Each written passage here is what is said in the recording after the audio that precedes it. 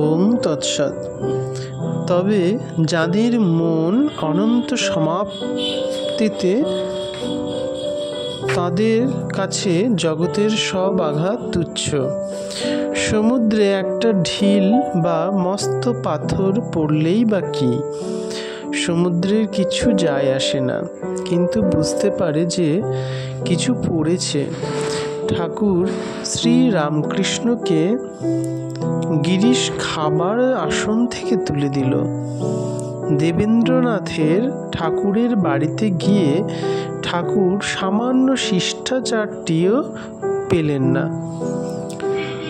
ঠাকুরের অনন্ত প্রসারিত মনে তা কোনো আঘাত দিল না। তাই বলে ঠাকুর বোকা ছিলেন না, বুঝতে পারলেন না বলা যাবে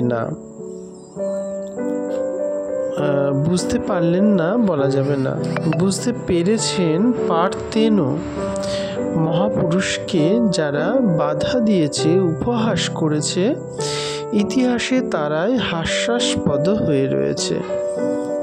আজকাল গুরুর অগণিত শিষ্য, কে কখন কোথায় দীক্ষা নিচ্ছে গুরুর মনে রাখা সম্ভব নয়। তাই ভাববার বিষয় যে গুরু ইহকালে শিষ্যকে খেয়াল রাখলেন না, তিনি কি করে পরকালে খেয়াল রাখবেন?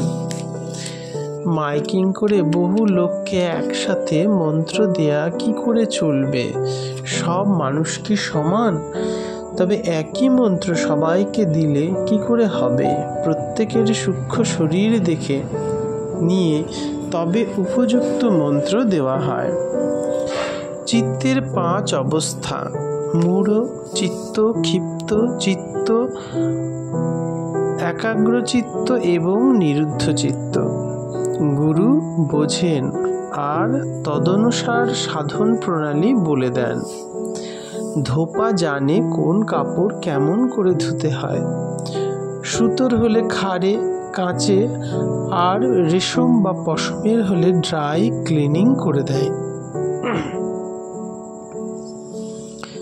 যে ব্যক্তি ভাব প্রধান তার জন্য ভক্তিযোগ, যে মন প্রধান তার জন্য ধ্যান যোগ বা রাজযোগ, যে ব্যক্তি বিচার প্রধান তার জন্য জ্ঞান যোগ।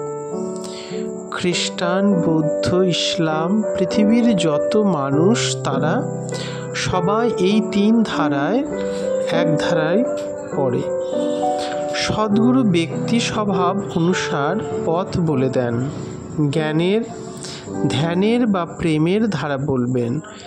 বিচারের পথ জ্ঞানযোগ, ধ্যানের পথ রাজযোগ, প্রেমের পথ ভক্তিযোগ। যদি কেউ চাপরাশ না পেয়ে গুরু হয়ে যায়, অথচ শিষ্যকে উদ্ধার করতে পারল না, তাহলে গুরুকে ঘোর নরকে পতিত হতে হয়।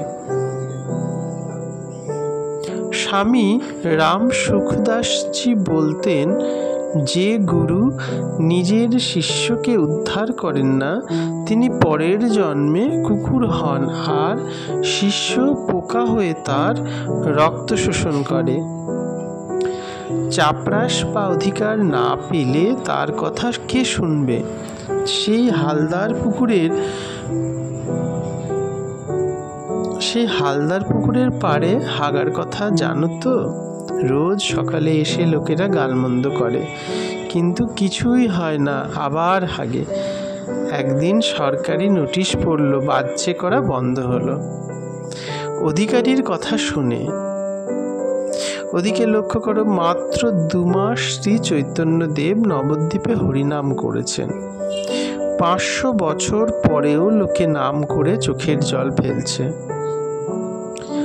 চাপরাশ পাওয়া ব্যক্তির কথা স্বতন্ত্র। বৈষ্ণবরা পূর্ব বাংলায় গিয়ে মার খেয়ে ফিরে এলো। চৈতন্যদেব তখন নিত্যানন্দকে পাঠালেন। লোকে জয় নিতাই বলে গড়াগড়ি খেল। নিত্যানন্দ চাপরাশ পেয়েছিলেন যে। চাপরাশ না পেলে লোকে তার কথা শোনে না। আর সে যা বলে তাতে অনেক সময় শিব গড়তে বাঁদর হয়ে যায়। শ্রী রামকৃষ্ণের জীবনী রামদত্তই প্রথম লিখেছিল, কে তা পড়ছে?